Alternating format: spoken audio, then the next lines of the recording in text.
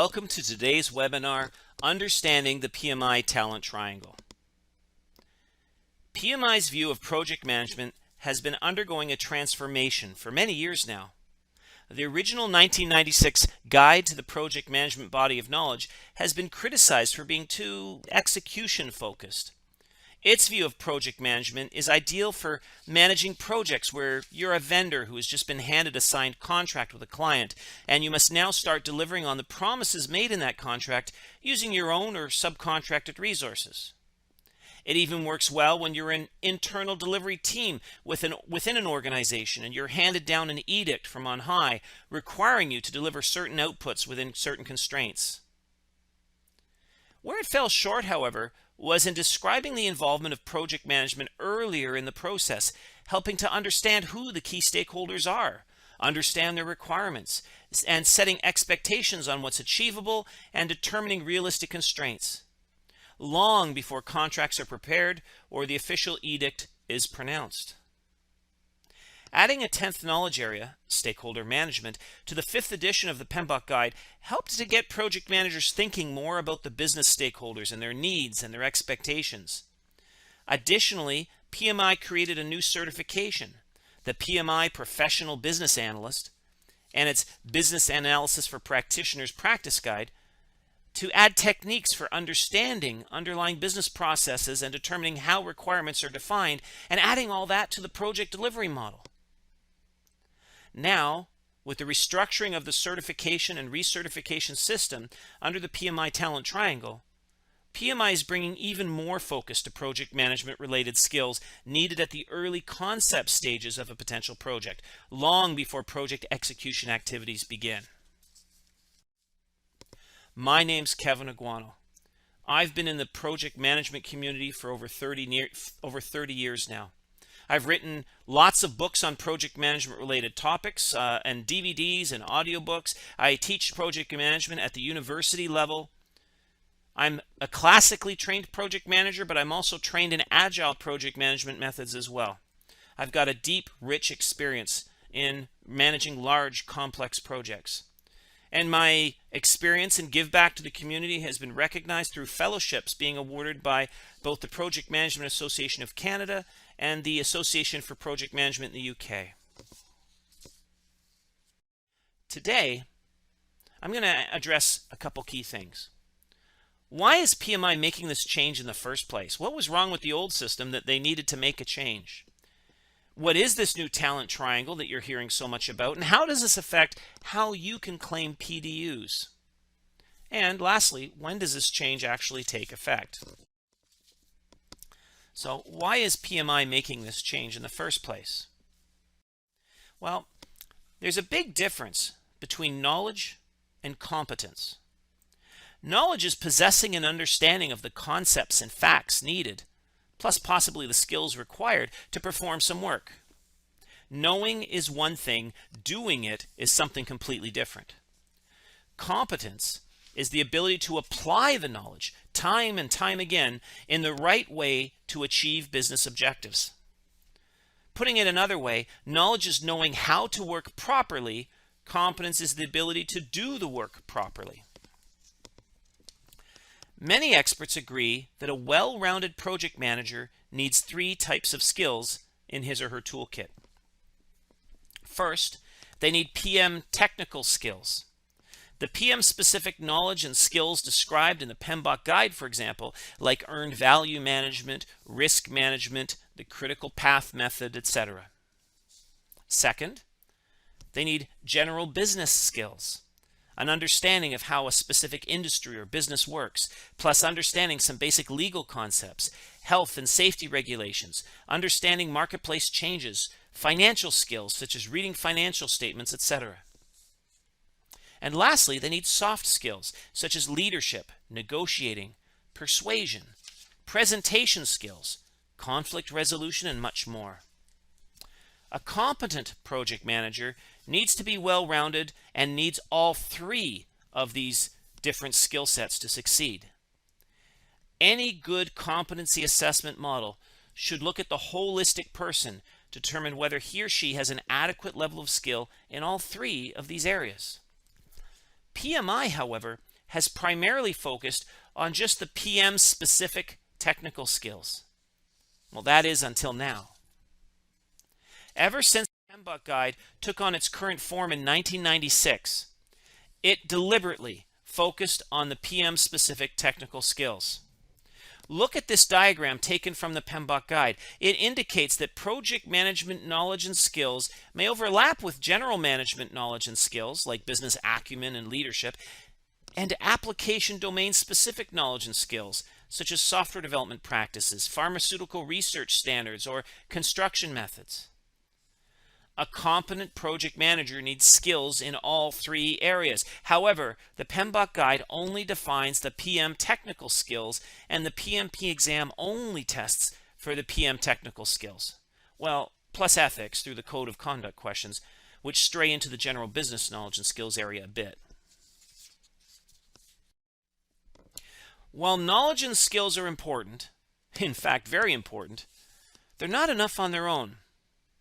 Knowing what to do and how to do it does not guarantee that one can do it successfully. Even if a project manager had skills from all three required areas without demonstrating that he or she has successfully applied them in the past, who would take a risk hiring this project manager for a very important project? There's just too much risk that the PM may not be able to apply his or her knowledge to the real-world situation. Instead, businesses want assurance of full competence. A competent project manager is one who can repeatedly and reliably adapt the knowledge and skills to real-world scenarios and apply them to make the projects more successful. This is ideally what businesses are looking for. While the PMP exam requirements do go beyond just knowledge and skills, for example, they do ask for experiential requirements. There is no check to see if the experience was actually in successful projects, however. An incompetent project manager whose every project experience could have been creating project disasters could still manage to pass the knowledge and skills assessments on the PMP exam. The PMP is no guarantee of competence. And indeed, competence is what businesses are seeking when they want to identify the good project managers. They're looking for something more. Combine this with the fact that the PMBOK guide and the PMP exam primarily cover one of the three areas needed to be competent, and we have a model that's somewhat lacking. With the adoption of the PMI Talent Triangle into the recertification process, PMI is now starting to address this gap. PMI Research has determined, for example, that on very complex projects, it's not excellence in PM technical skills that will determine success, but rather leadership skills. This shows that a greater emphasis on developing what have traditionally been referred to as soft skills may be a distinguishing characteristic between the average project manager and the highly competent project manager, the best ones that business is trying to identify. The research suggests that a certain level of technical PM knowledge and skills, as well as business knowledge and skills, is necessary to be considered a competent PM. But it's the soft skills, like leadership, that are perhaps more important to the successful careers of our most senior project managers, the ones who get assigned the most challenging, complex, and often the most interesting projects. The International Project Management Association, IPMA, a standard-setting umbrella organization that oversees national project management bodies in many countries around the world. Think of them as the United Nations of project management bodies. They take a specific approach to defining and assessing project management competence. In IPMA's International Competence Baseline, their own approach to describing the project management body of knowledge, IPMA breaks down the knowledge and skills required to be a competent project manager into the three basic areas we discussed earlier. First, technical competences. These are the PM-specific technical skills. Second, contextual competences. These are the business skills needed to understand how the project fits within the context of a business, market, or industry. And third, behavioral competences. These are the soft skills like leadership needed to work with stakeholders and teams to successfully deliver a project. while the PMBOK guide divides the PM technical skills into 10 knowledge areas, the IPMA model breaks down the entire range of skills through all three of these areas into 46 competence elements. It's a robust model that covers the broad range of knowledge and skills needed to be competent. However, PMI is taking a different approach. In light of businesses' pressure to start looking at all of the factors needed to assess competence, and looking at the approach of the other standards bodies such as IPMA, PMI has determined that further revisions are needed to the conceptual model underlying its certification regime. As the quote on the screen shows, PMI has publicly stated that technical skills are simply not enough. Business wants leadership and other soft skills, plus business skills, in their project managers' toolkits.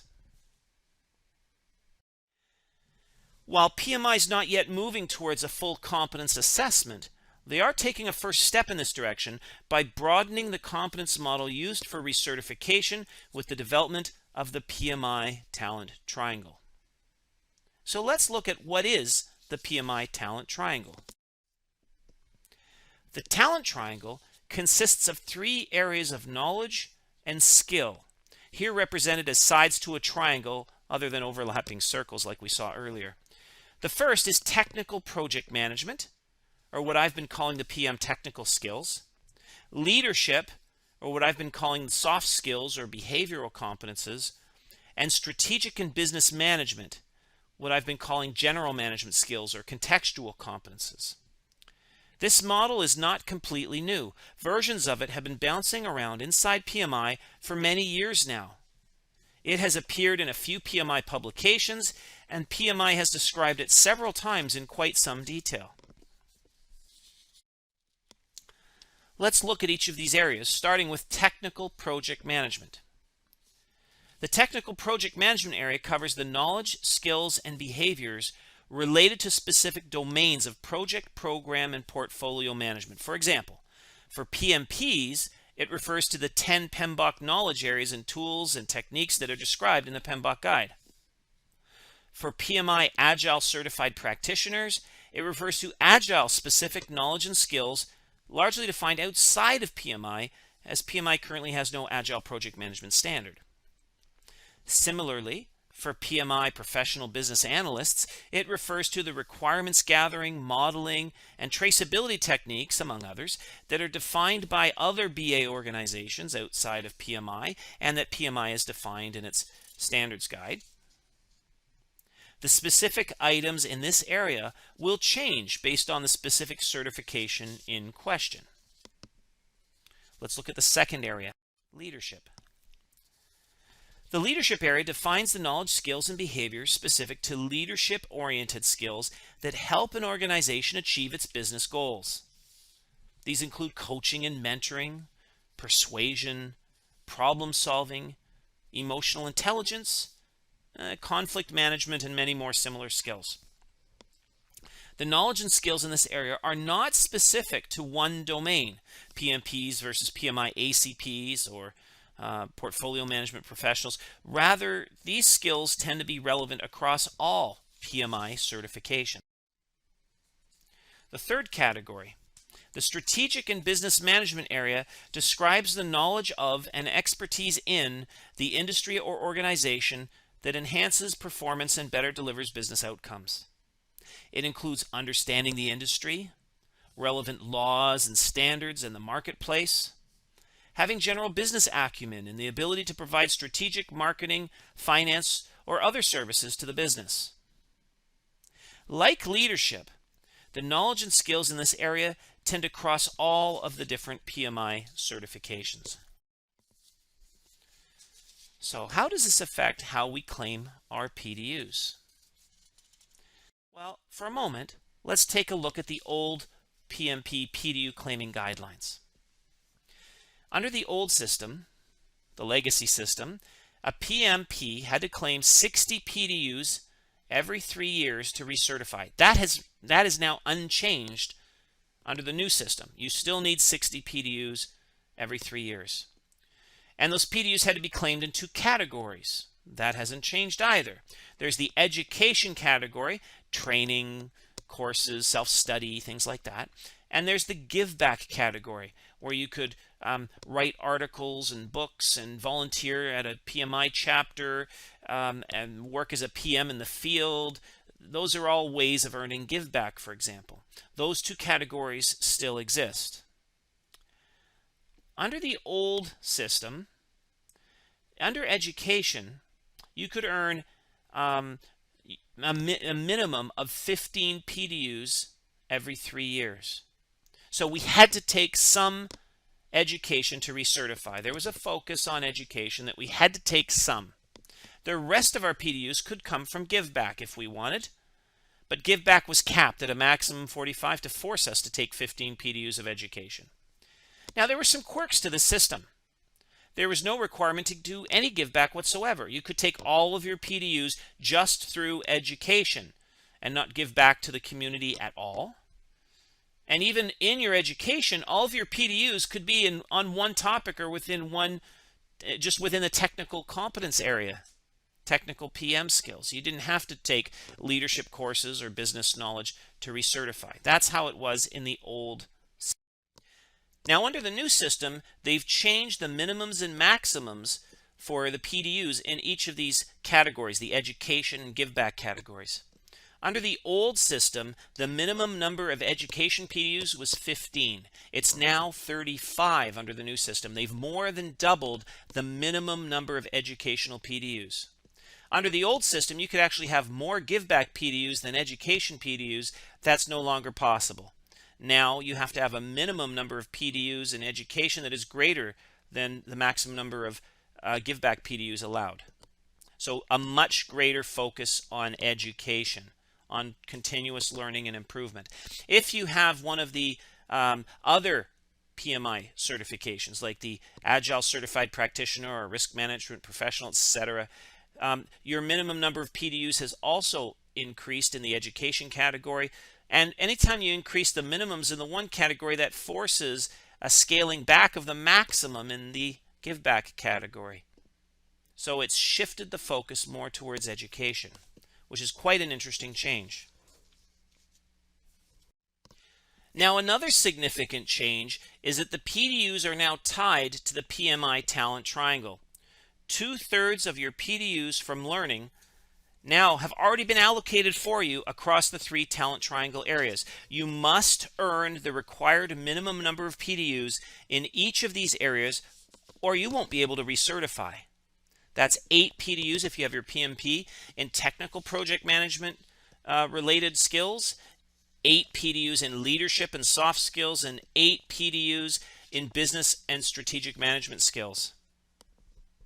The remaining third of the required PDUs may be allocated by you in any one or across all of the 3 categories as you see fit. So there is still some flexibility in the system. However, note that in the past, many PMPs just took PM technical skills courses to earn their learning PDUs. Now all of us are forced to take leadership and soft skills training as well as general business skills training. This will be a significant change for many people. In my mind, I believe that this is the most significant of all the changes we're talking about today. But as I noted earlier, forcing PMs to broaden their skills into leadership and business domains makes us more valuable to our employers as we can move towards achieving full competence. The new model also encourages PMs to focus on learning, volunteering, and knowledge creation through research, writing articles, etc. by changing some of the new Giveback limits. PMs now are able to earn 1/4 of their PDUs just working as a PM. It used to be much higher. They've cut it almost in half, forcing us to transform some of our giveback hours into the other categories, to get involved more in the PM community through volunteering for the chapters and other PM related organizations, and to creating new knowledge in the project management space. So there's a much greater push from people just working isolated, alone, claiming give-back hours and researching and studying on their own, to getting out there, learning more courses from other people, volunteering more, getting more involved in chapters and organizations. That's the new bias of the new system. So there is some good news. Under the old system, we could double count our PDUs. For example, if you held more than one PMI certification, your PDUs for your PMP may also help count towards some of the other areas. Let's go through a couple examples of how this still works under the existing system, because this was an area that tended to be poorly understood. If you have taken a 2-hour class in project management, right, pure project management, if you had the PMP, you'd be able to claim 2 hours. But if you also had your PGMP, you could claim those 2 hours again under both certifications. You've double counted those PDUs, and that's fully allowed under the system. Obviously, if it's just plain project management, there's no agile content. You can't claim any credits as under your ACP. If the course didn't deal specifically with risk, that 2-hour class, then you couldn't claim it under the PMI RM risk management professional designation either. So it's very much driven by the content itself. Let's look at another example. Say you took a 12-hour course in portfolio management. And of those 3 hours, or of those 12 hours, 3 of them were spent dealing with risk.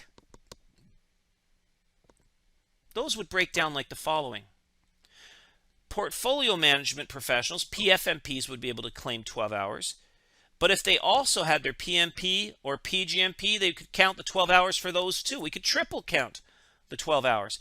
Now, out of those 12 hours, 9 of them were spent dealing with portfolio management, program management, etc. 3 of them focused on risk specifically. So of the 12, 3 of those could be counted under risk management professional. So sometimes our PDUs can be fully counted towards another credential. Sometimes we can only count a subset of them against another credential. Let's look at the last example. Say you took an 8-hour project management course, a 1-day course, and of that 8 hours, 1 hour was spent in requirements gathering, 1 hour on risk, half an hour on project scheduling, and half an hour on agile. The rest of the time was spent on project management in general. Well, then, because the whole 8 hours is project management related, your PMP could claim 8. If that person also had their PGMP, they could claim 8. There was nothing in there about portfolio management, though, so there'd be 0 hours collected under there. But we did say there was a half hour spent on agile, so half of a PDU could be claimed under the PMI ACP designation if somebody also held that. If they also had their PMI RMP, they could claim that hour of risk content against that credential as well, etc. So you can see that some of these PDUs could be completely reclaimed twice or more, and some of them could be subsets of the PDUs could be claimed on some of these other certifications that PMI offers. So the allocation and breakdown of that is quite sophisticated. Many of the REPs are being asked by PMI to provide that breakdown by certification, and now they also have to provide them by talent triangle area. So more about that in a second. When does this change take place? When do we have to actually switch over to this new system? Well, it's already happened. The new system went live on the 1st of December of last year, 2015. Any new PDUs that you've tried to enter after that date will be using the new system, and it looks very different. You've probably seen it. You're wondering what this is all about. Any new PDUs after December 1st must be broken down into the 3 talent triangle categories of technical skills, leadership skills, and business and strategic management skills. You need to break them down. Now, good news. If you're already certified, then you may not have to worry about these new rules quite yet. What PMI has done is they wanted to be fair to people that were already most of the way through their recertification process. They didn't want to change the rules on somebody when they're nearly done and force them to go back and do extra. So what they said was, if you are in the last year or 2, roughly, of your recertification cycle, then you will still fall under the old rules. What does that mean? It means that your PDUs that you're entering will have to be split among the 3 talent triangle areas, but the new minimums and maximums in the categories don't apply to you. You won't be forced to comply with those minimums and maximums for now. However, if you are just recently certified or recertified within the last year or so, when the change is made, then you are going to be forced to be fully compliant with the new set of rules through your entire recertification cycle.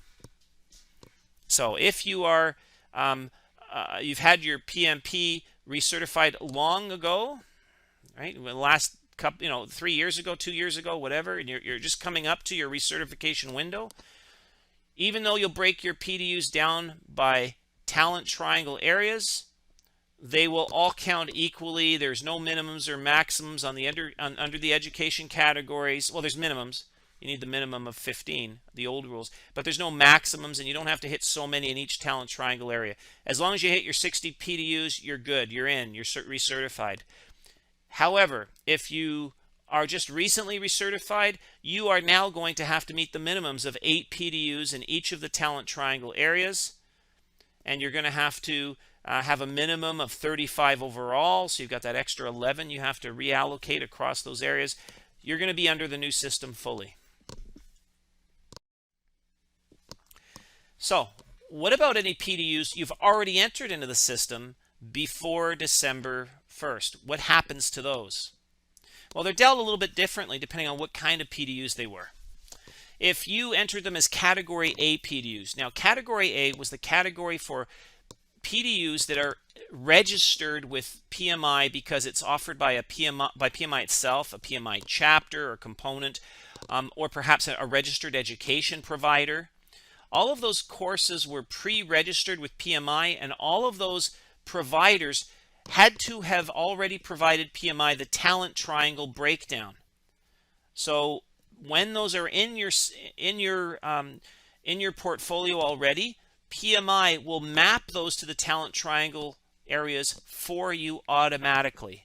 They'll look it up from the provider's database entry and then remap those PDUs to the different talent triangle areas. That's going to happen automatically. If you categorize, or if you captured any PDUs under Category B, what was Category B?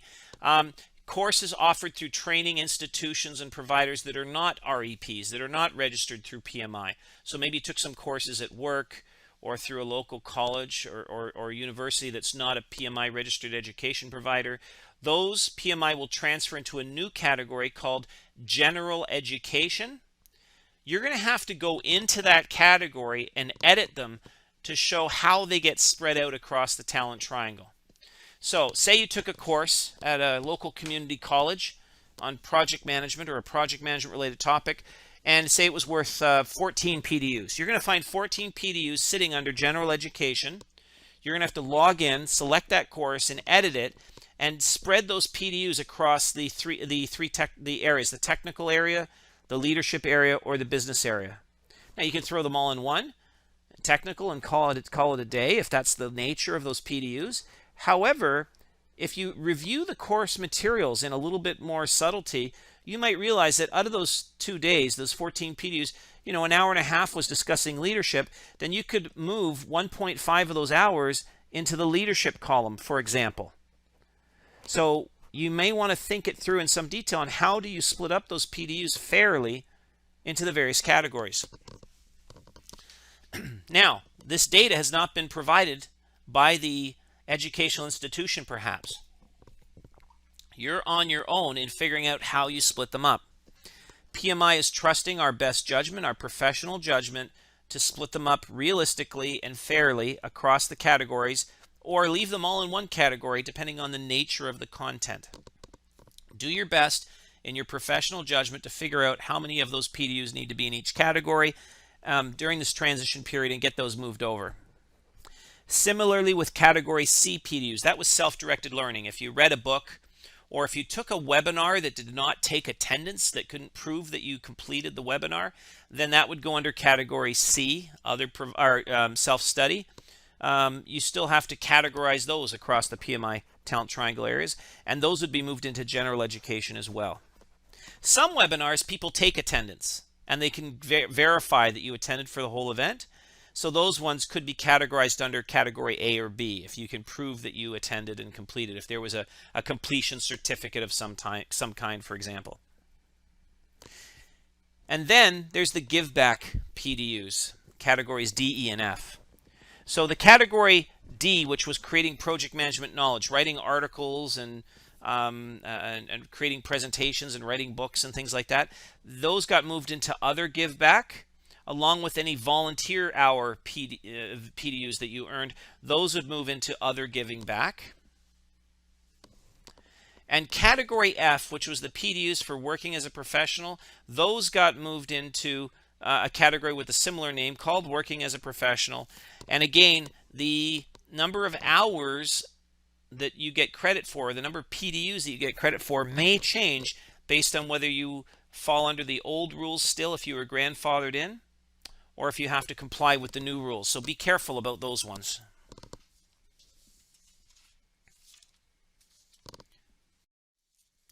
PMI has generously provided a lot of excellent information on how to deal with this. There are handbooks on how to use the new tools for claiming and splitting up your PDUs. They'll show you step by step, including screen captures and instructions of how to reclassify your PDUs across the Talent Triangle areas. There's another handbook explaining the changes to the process, one explaining the new category minimums and maximums. There's lots of information provided to you. This is a massive change for PMI, and they've done quite a good job in dealing with the questions, the frequently asked questions that people might come up with. There's also some online videos showing you step by step how to do it if you have questions. So I would suggest you go to this website. If you're a PMI member, or if you have a PMP or some PMI credential, log into the PMI website, go into My PMI, look for the link to the continuing certification system, find it, go to that section, and then you'll find under info links to all the handbooks and guides. It's a very good resource for you to refer to. My name's Kevin Aguanno. As I said earlier, I'm with Procept Associates. We are one of Canada's oldest REPs, and in fact, we're one of the oldest in the world.